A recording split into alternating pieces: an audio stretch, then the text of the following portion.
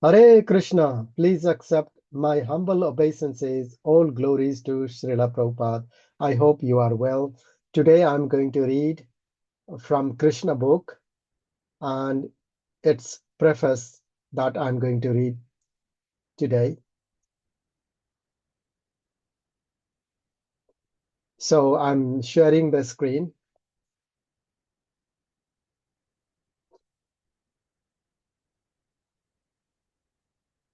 First, I would like to express my sincere gratitude to Srila A.C. Bhaktivedanta Swami Prabhupada and Bhaktivedanta Book Trust. Because of their efforts, we have got many scriptures available for us. This is Srila Prabhupada, few pictures just sharing. First, I would like to chant the invocation mantra. Om Namo Bhagavate Vasudevaya. Om Namo Bhagavate Vasudevaya. Om Namo Bhagavate Vasudevaya. Krishna book, Preface. Preface means an introduction to a book, especially one that explains the author's aims.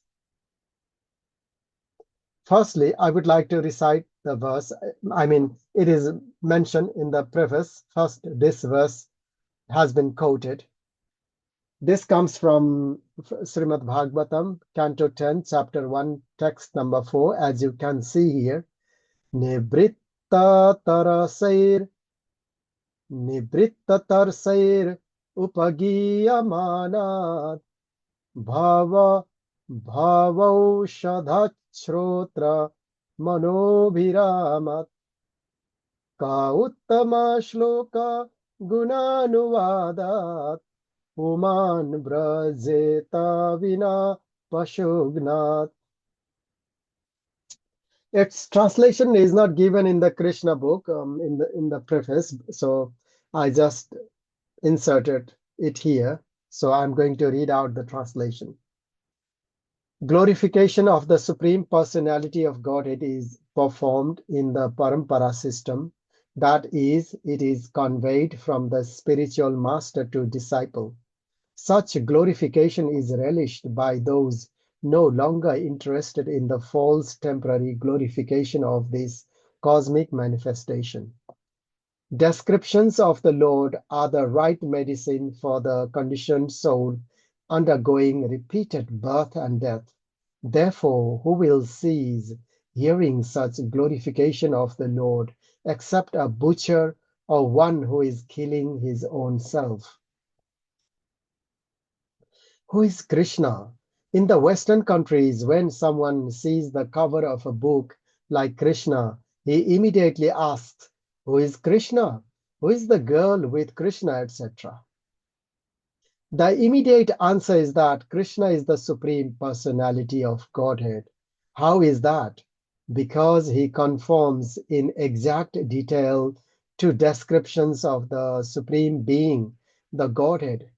In other words, Krishna is the Godhead because he is all attractive. Outside the principle of all attraction, there is no meaning to the word Godhead. How is it one can be all attractive? First of all, if one is very wealthy, if he has great riches, he becomes attractive to the people in general. Similarly, if someone is very powerful, he also becomes attractive. And if someone is very famous, he also becomes attractive. And if someone is very beautiful or wise or unattached to all kinds of possessions, he also becomes attractive. Krishna is all attractive. So from practical experience, we can observe that one is attractive due to wealth, power, fame, beauty, wisdom, and renunciation. One who is in possession of all six of these opulences at the same time, who possesses them to an unlimited degree, is understood to be the Supreme Personality of Godhead. These opulences of the Godhead are delineated by Parāśara Muni, a great Vedic authority. Have you seen anyone who is unlimitedly rich, powerful, knowledgeable, etc.? We have seen many rich persons, many powerful persons, many famous persons, many beautiful persons, many learned and scholarly persons, and persons in the renounced order of life, unattached to material possessions. But we have never seen any one person who is unlimitedly and simultaneously wealthy, powerful, famous, beautiful, wise, and unattached, like Krishna in the history of the humanity. Krishna, the Supreme Personality of Godhead, is a historical person who appeared on this earth 5,000 years ago. He stayed on this earth for 125 years and played exactly like a human being, but his activities were unparalleled. How are Krishna's activities from the very moment of his appearance to the moment of his disappearance? Every one of his activities is unparalleled in the history of the world, and therefore anyone who knows what we mean by Godhead will accept Krishna as the Supreme Personality of Godhead. No one is equal to the Godhead, and no one is greater than him. That is the import of the familiar saying, God is great. The great saints who accepted Krishna as the Supreme are as follows. There are various classes of men in the world who speak of God in different ways, but according to the Vedic literatures and according to the great acharyas, the authorized persons versed in the knowledge of God in all ages, like Acharyas, Shankara, Ramanuja, Madhva, Vishnu, Swami, Lord Chaitanya, and all their followers by disciplic succession, all unanimously agree that Krishna is the Supreme Personality of Godhead. As far as we, the followers of the Vedic civilization, are concerned, we accept the Vedic history of the whole universe, which consists of different planetary systems called Swarga-loka, or the higher planetary system, Martya-loka, or the intermediary planetary system, and Patala-loka, or the lower planetary system. Modern history versus ancient history. The modern historians of this earth cannot supply historical evidences of events that occurred before 5,000 years ago, and the anthropologists say that 40,000 years ago, Homo sapiens had not appeared on this planet because evolution had not reached that point. But the Vedic histories, such as the Puranas and Mahabharata, relate human histories which extend millions and billions of years into the past. Krishna's eternal history, for example, from these literatures, we are given the histories of Krishna's appearances and disappearances millions and billions of years ago. In the 4th chapter of the Bhagavad Gita, Krishna tells Arjuna that both he and Arjuna had had many births before, and that Krishna, could remember all of them, but Arjuna could not. This illustrates the difference between the knowledge of Krishna and that of Arjuna. Arjuna might have been a very great warrior, a well-cultured member of Kuru dynasty, but after all, he was an ordinary human being, whereas Krishna, the Supreme Personality of Godhead, is the possessor of unlimited knowledge. Because he possesses unlimited knowledge, Krishna has memory that is boundless. Krishna's knowledge versus ordinary person's knowledge. Krishna's knowledge is so perfect that he remembers all the incidents of his appearances from millions and billions of years in the past. But Arjuna's memory and knowledge are limited by time and space, for he is an ordinary human being. In the 4th chapter, Krishna states that he can remember instructing the lessons of the Bhagavad Gita some millions of years ago to the sun god Vivaswan.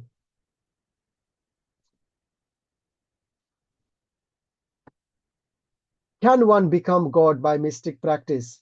Nowadays, it is the fashion of the atheistic class of men to try to become God by following some mystic process. Generally, the atheists claim to be God by dint of their imagination or their meditational prowess. Krishna is not that kind of God. He doesn't become God by manufacturing some mystic process of meditation, nor does he become God by undergoing the severe austerities of the mystic yogic exercises. Properly speaking, he never becomes God because he is the Godhead in all circumstances. Here, 2 points worth mentioning. Some people believe that by mystic yoga siddhi, one can become God, and they claim to have become God. And that is wrong. Ordinary jivas, they cannot become God. On the other hand, Krishna does not need to become a God. Krishna is already the Supreme Personality of Godhead. This is what mentioned here. Krishna showed his prowess from his birth. Within the prison of his maternal uncle, Kamsa, where his father and mother were confined, Krishna appeared outside his mother's body as the four-handed Vishnu Narayana. Then he turned himself into a baby and told his father to carry him to the house of Nanda Maharaj and his wife Yashoda. When Krishna was just a small baby, the gigantic demoness Putana attempted to kill him, but when he sucked her breast, he pulled out her life. That is the difference between the real Godhead and a God manufactured in the mystic factory. Krishna had no chance to practice the mystic yoga process, yet he manifested himself as the Supreme Personality of Godhead at every step, from infancy to childhood, from childhood to boyhood, and from boyhood to young manhood. In the book Krishna, all of his activities as a human being are described. Although Krishna plays like a human being, he always maintains his identity as the Supreme Personality of Godhead. Please give me a second. I would like to sip some water.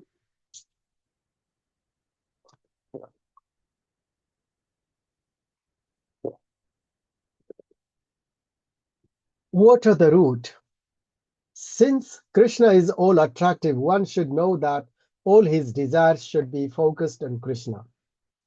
In the Bhagavad Gita, it is said that the individual person, the proprietor or master of his own body, but that Krishna, who is the super soul present in everyone's heart, is the supreme proprietor and supreme master of each and every individual body.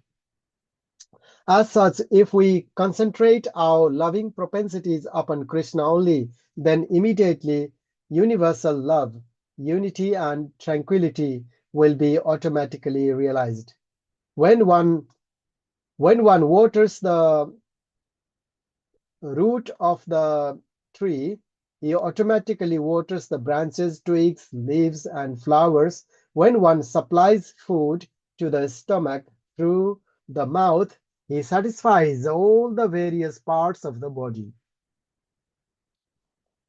What is Krishna consciousness? The art of focusing one's attention on the Supreme and giving one's love to him is called Krishna consciousness. We have inaugurated the Krishna consciousness movement so that everyone can satisfy his propensity for loving others simply by directing his love toward Krishna. The whole world is very eager to satisfy the dormant propensity of love for others, but the various invented methods like socialism, communism, altruism, humanitarianism, and nationalism, along with whatever else may be manufactured for the peace and prosperity of the world, are all useless and frustrating because of our gross ignorance of the art of loving Krishna. As long as it is said here, as long as we don't know the art of loving Krishna, all these different siddhantas or concepts or philosophies like communism, altruism, humanitarianism, etc., nationalism don't help. Continuing, generally, people think that by advancing the cause of moral principles and religious rights, they will be happy. Others may think that happiness can be achieved by economic development, and yet others think that simply by sense gratification they will be happy. But the real fact is that people can be happy only by loving Krishna. What are the rasas? Krishna can perfectly reciprocate one's loving propensities in different relationships called mellows or rasas. Basically, there are 12 loving relationships. One can love Krishna as the supreme unknown, as the supreme master, the supreme friend, the supreme child, the supreme lover. These are the 5 basic love rasas. One can also love Krishna indirectly in 7 different relationships, which are apparently different from the 5 primary relationships. All in all, however, if one simply reposes his dormant loving propensity in Krishna, then his life becomes successful. This is not a fiction, but is a fact that can be realized by practical application. One can directly perceive the effects that love for Krishna has on his life. An advice for confused and frustrated younger generation. In the 9th chapter of the Bhagavad Gita, this science of Krishna consciousness is called the king of all knowledge, the king of all confidential things, and the supreme science of transcendental realization.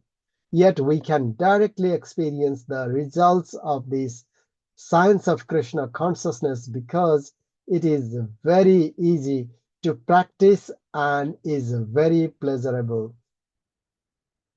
Whatever percentage of Krishna consciousness we can perform will become an eternal asset to our life, for it is imperishable in all circumstances.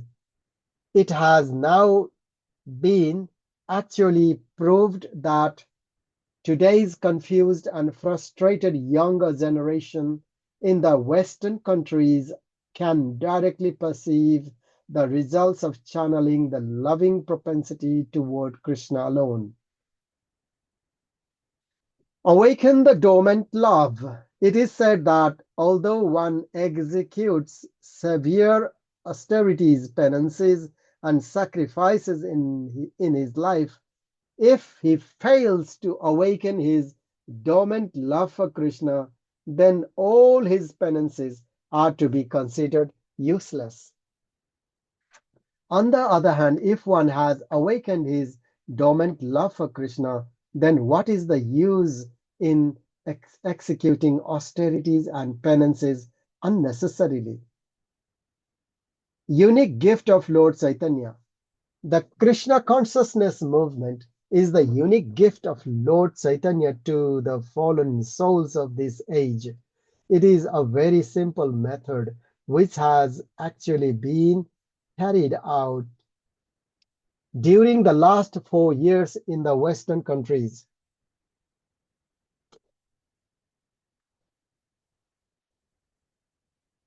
And there is no doubt that this movement can satisfy the dormant loving propensities of humanity. This book, Kṛṣṇa, is another presentation to help the Krishna consciousness movement in the Western world. This transcendental literature is published with profuse illustrations.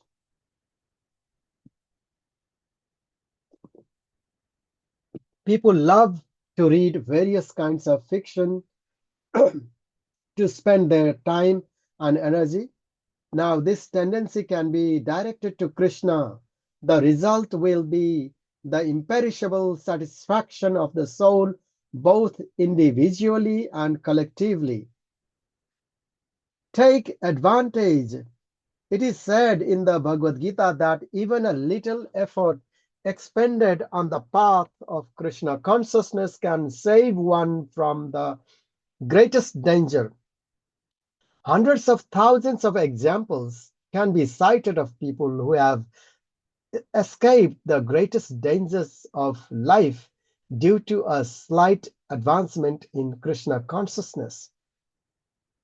We therefore request everyone to take advantage of this great transcendental literature. One will find that by reading one page after another, an immense treasure of knowledge in art, science, literature, philosophy, and religion will be revealed, and ultimately by reading this one book, Krishna, love of Godhead, will fructify. Acknowledgement to George Harrison.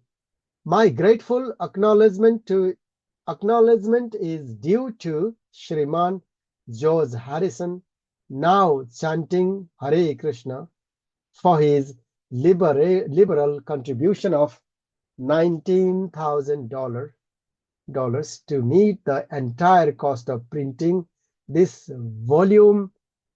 May Krishna bestow upon this nice boy further advancement in Krishna consciousness. And at last, my ever-willing blessings are bestowed upon Shriman Shyamasundara Das Adhikari, Shriman Brahmananda Das Brahmachari, Shriman Hayagriva Das Adhikari, Shriman Sat Swarup Das Adhikari, Shrimati Devahuti Devi Dasi, Shrimati Jadurani Devi Dashi, Shriman Muralidhar Das Brahmachari, Shriman Bharadwaja Das Adhikari, and Shriman Pradyumna Das Adhikari, etc., for their hard labor in different ways to make this publication a great success. Hare Krishna. A.C. Bhaktivedanta Swami, Advent Day of Srila Bhakti Siddhanta Saraswati, February 26, 1970, ISKCON Headquarters, 3764 Watsika Avenue, Los Angeles, California. Thank you so much for listening. Before I end, I would like to recite Hare Krishna Maha Mantra. Hare Krishna, Krishna Krishna, Hare Hare, Hare Rama, Rama Rama, Hare Hare. Hare Krishna.